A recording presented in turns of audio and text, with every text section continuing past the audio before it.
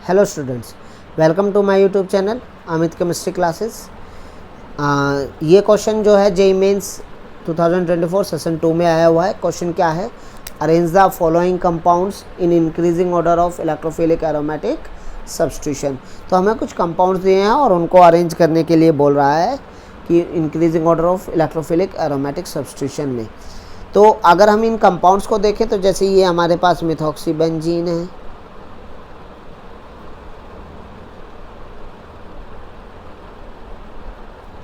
ये हमारे पास टोलीन है, ये हमारे पास बेंजीन है और ये हमारे पास ट्राइफ्लोरो मिथाइल बेंजीन है।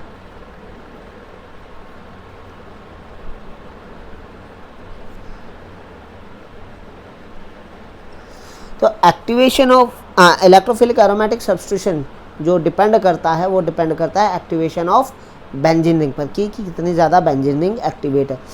जितना ज़्यादा बेंजीन रिंग एक्टिवेट होगी उतना ज़्यादा ही जो है इलेक्ट्रोफिलिक एरोमेटिक सब्स्टिट्यूशन होगा, उतना ही फास्ट इलेक्ट्रोफिलिक एरोमेटिक सब्स्टिट्यूशन होगा। तो बेंजीन को एक्टिवेट कौन करते हैं? ग्रुप्स। तो इलेक्ट्रॉन रिलीजिंग ग्रुप्स जो होते हैं वो एक्टिवेटर्स कहलाते हैं। क्यों?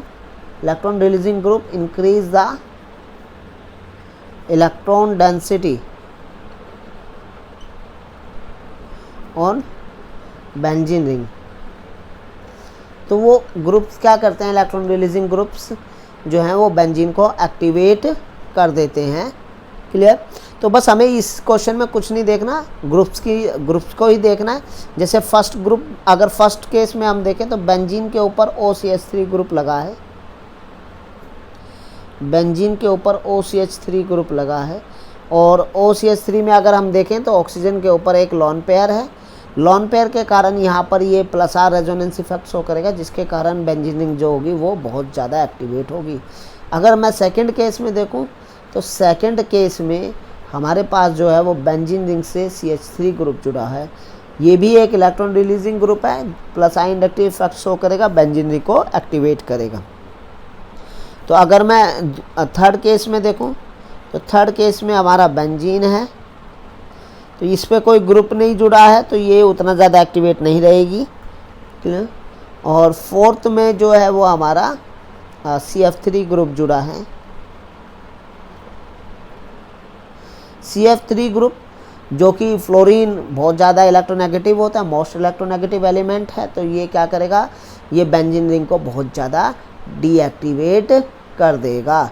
तो अगर मैं बात करूं तो ये जो कंपाउंड है, ये फोर्थ वाला जो कंपाउंड है, ये हमारा लीस्ट एक्टिवेट है। इसमें बेंजीन रिंग जो है वो लीस्ट एक्टिवेट है और जो हमारा फर्स्ट कंपाउंड है इसमें जो बेंजीन रिंग है वो मोस्ट एक्टिवेट है।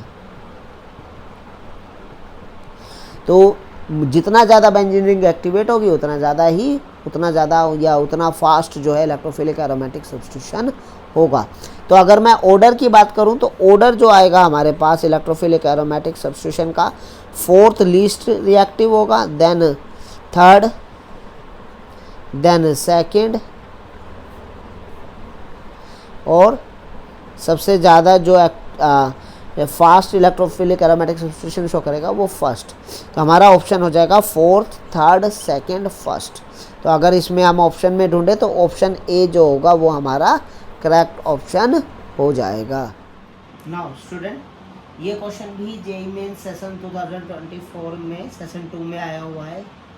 क्वेश्चन क्या है? The product P is, benzene पे NH2 जुड़ा है और उसकी रिएक्शन HNO2 के साथ कराई है 0 डिग्री सेल्सियस में, फिर Cu2Cl2 डाला है, क्यूप्रस क्लोराइड और फिर NaOH डाला है और P प्रोडक्ट बना है।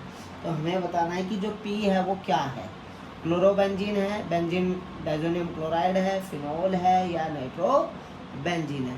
तो बेसिकली ये मेमोरी बेस्ड क्वेश्चन है, सीधा नेम रिएक्शन से ये क्वेश्चन पूछा गया है। तो इसमें रिएक्शंस को लिखना होगा हमें। तो सबसे पहले हमारा जो कंपाउंड दिया हुआ है हमें एनिलीन दिया हुआ है।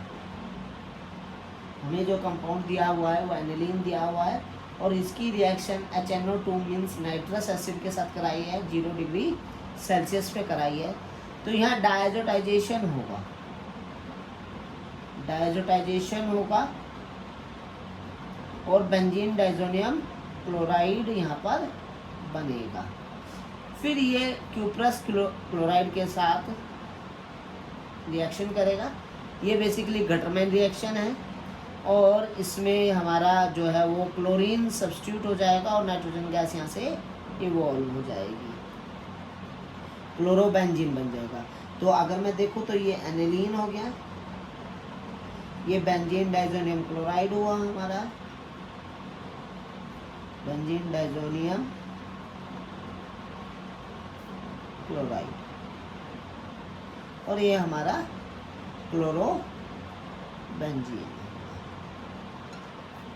फिर इसकी रिएक्शन NaOH के साथ कराई है 623 केल्विन और 100 atm प्रेशर पे कराई है।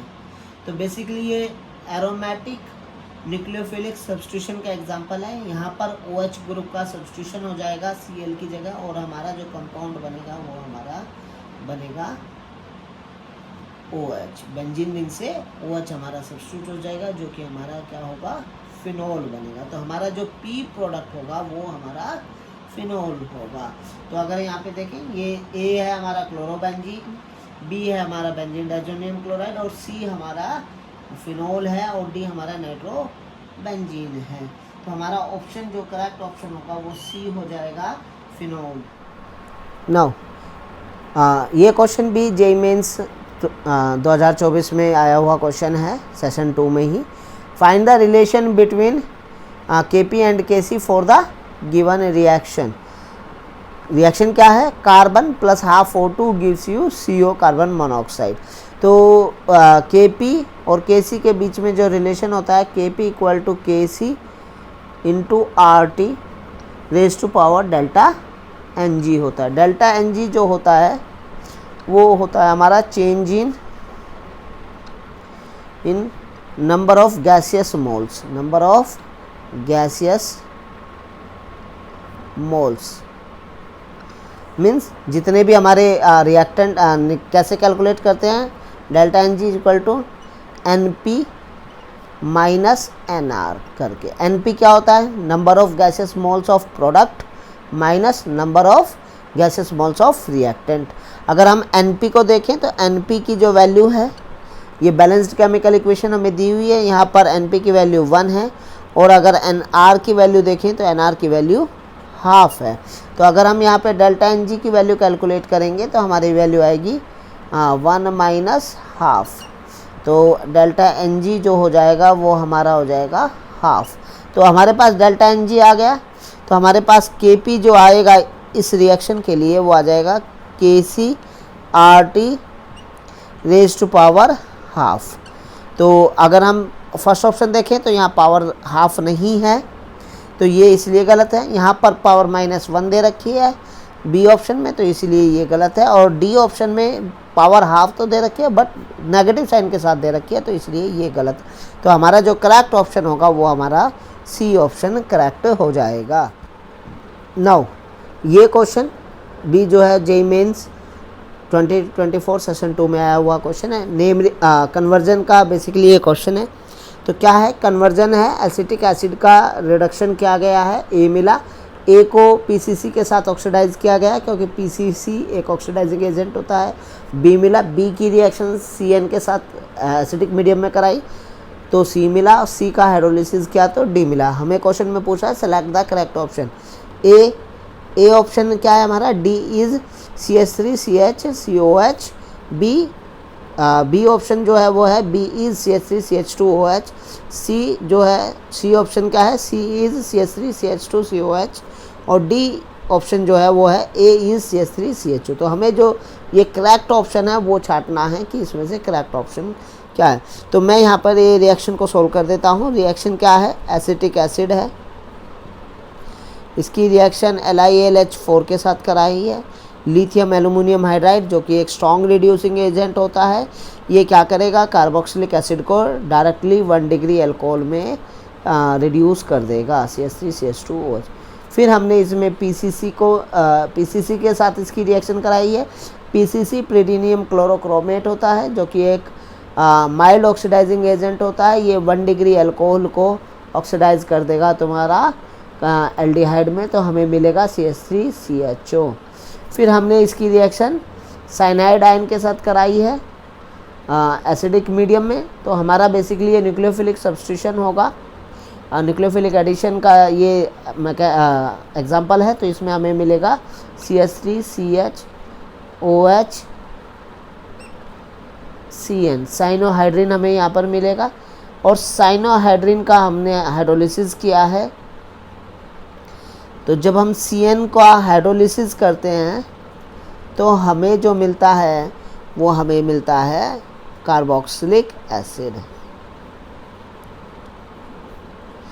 तो अगर मैं देखूँ तो ये हमारा ए ऑप्शन, ये ए हो गया, ये हमारा बी हो गया, ये हमारा सी हो गया और ये हमारा डी हो गया। तो डी जो होगा, तो अगर हम ऑप्शन में मैच करें तो हमारा जो ऑप्शन होगा वो ए ऑप्शन करेक्ट हो जाएगा।